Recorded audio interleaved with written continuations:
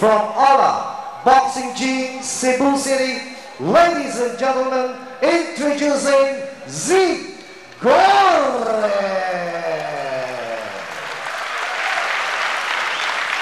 Nakausap po natin si Zigores at sabi niya ang kanyang dalawang idolo, si Jerry Peñalosa at yung dating WBC middleweight champion Ricardo Lopez. Ito na, laban na!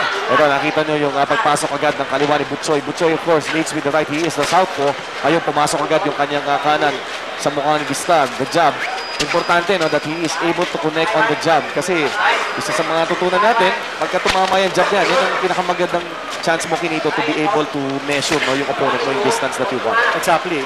At yung jab din is a set-up punch, no? Because it can set up right hand, kanan. depende kung kaliwete ka o hindi. Nakita mo yung kanan tapos biglang sumibat yung kaliwa, no? Ayun, nakita mo yung pasok. No? Ito si Zigores. Early connection dito and I think at this early...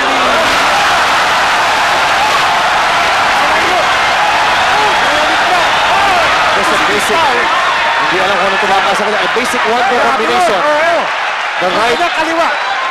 The right lead, tapos yung kanyang kaliwa, sumet up. Ang ganda kinito ng pasok. Hindi mo makikita kung saan ang galing. And Butchoy. Biglang-bigla. Nayanig itong... Nayanig yung tagig. Ayan, tumama na naman. He goes with the upper to the face. And he wants to finish off the Thailander. Ayun na naman yung upper dito. Yung kanan na tumama. Right uppercut. At si Butchoy is taking his time. Hindi siya nagmamadali. May gerang-gerang na itong kalaban niya, si Distar. But he's a fighter. Distar is not backing off. Matapang. Pinito. Masyadong matapang ito. Ito. Combination to the head. Marami ng tama. He's looking to survive the round. Lako. Swerte sa kinito kung makakasurvive sa rito. Isang tama pa ni Z o nito si Butchoy sa mukha nitong si Distar na ito. Baka shortcut na naman itong makikita natin sa laban na ito. Well, Chino, I like Gores' patience. Ha? Nakita natin, hindi siya nagmamadali. Kanina nakita natin, tinatamaan niya with a nice left. Again, that left straight. Ang ganda kinito nung variety of punches. Nakita mo yun, minimix up niya. Going to the head, going to the body. So ito si Zigores. Ako, actually, ngayon ko lang nakita talaga ito ng malapitan. Ha? Ako maganda yung impressed ako dito sa kanyang left straight. Pero meron din siyang kanan na uppercut. But what about this Thai boxer? Bumagsak nga siya. Nakatayo lang doon, ang tapang kinito. From one punch, but ito, he's taking those punches. He came here to fight, without a doubt. Round number 2. Zigores scoring a quick knockdown in the first round. He hits. Itong si Distar with that right to the face, a right hook. Alam mo, hindi matansya ni Distar yung southpaw stance ni Gores. No? He's having a hard time. Kanya, wala pa tayong nakikitang offense galing sa kanya. No? He's also had to fight defensively because masyadong active, masyadong aggressive si Gores. Gusto ko lang pansinin yung kulay ng gloves. Bihira ako makakita ng green gloves. Green, yes. Ngayon lang tayo nakakita to. Ibig sabihin kasi ito, green light kasi says go, go, go. Yun ang ginagawa ni Zigores. Patuloy na pinupupog. Ito pong si Distar Sayong ng Thailand. Yung kanyang kanan, he uses that as an uppercut. Yun, pasok na naman yung kanan. And that is a trademark of Freddy Roach sa kinito. Si Freddy Roach is a proponent of fighter. He gets nailed with the left. Hilo si Gores. And Butchoy, of course. He had to stop, and he had to clinch. Makikita mo sa record mo kinito kung kailan sa Makati Coliseum. He got floored. 3 times. Tinamaan na naman siya. Ito na. Ito si Distar, talagang knockout. May knockout power yan. Hindi iwas si Gores, ha?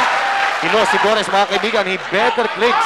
Yun ang wala pa si Distar. Kinito yung gulang. Nakatikim si Gores ng power ng suntok ni Distar. Sabi nga natin, this guy is a tough knockout artist, durable at may lakas.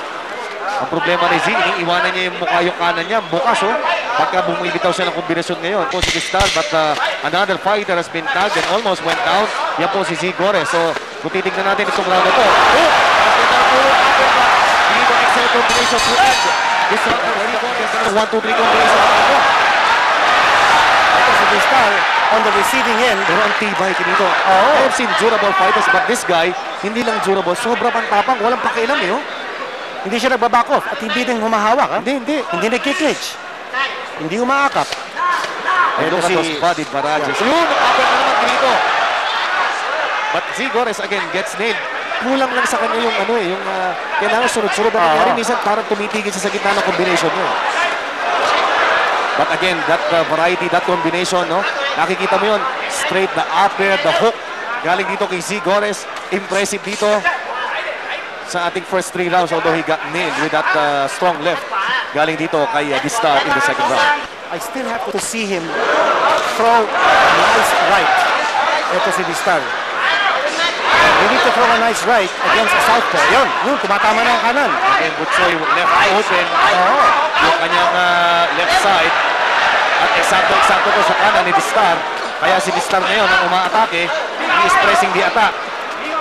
Alam, napapansin mo kung nasasaktan ito si Butchoy because pinipigil niya ang kanyang atake. Tumitigil. Tama, Kinito. So, ito, parang napapansin dito ni Distar. Si Gores is slowing down and he's getting hurt. Now, it's the guy's turn to come in. Ito sinasabi ko, parang pinapagod na si Gores eh. Ngayon, itong Distar, magaling ang diskarte. Tama, Kinito. Inuubos ang oxygen tank nitong si Gores. So, dito, magiging labanan to ng sino ang mas superb ang conditioning. Nice shot. Maganda left straight, no?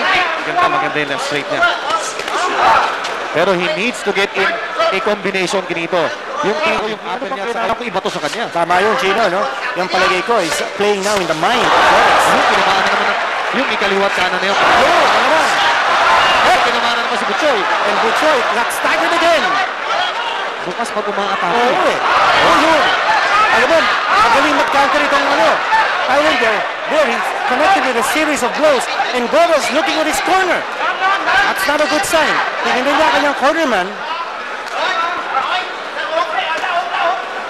Of course, pag nakikita niyo ang Bagsano na tumitingin sa kanyang corner, sometimes it's a sign of desperation. Parang hindi niya alam kung anong gagawin niya. Again, another shot. Gores is in danger. Ito na si Distar. Hindi marunong kumapit dito. Style pala niya, iniiwasan niya yung mga sundok. Hindi sa kakapit ma-pride itong batang ito. Ito ngayon, no? Si Gores, pinakita niya kanyang buong lakas. Ito si Distar, hindi pa yata. Meron pa si Distar. And now it's a fall. Ito na.